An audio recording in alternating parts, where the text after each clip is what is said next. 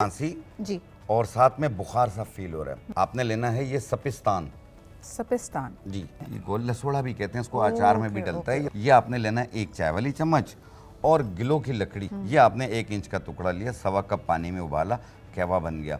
1 cup सुबह 1 cup शाम, ये भी 3 दिन इस्तेमाल कर लें, इंशाल्लाह बिल्कुल ठीक हो जाते हैं। एक होता है हड्डियों का चोर बुखार होता है, शाम होती है बुखार होना शुरू हो जाता है, लेकिन बुखार नहीं होता। टेम्परेचर में चेक, उस पर चेक करते हैं थर्मामीटर में, तो आप ये इस्तेमाल करें, ये आदत भी दूर हो जाए।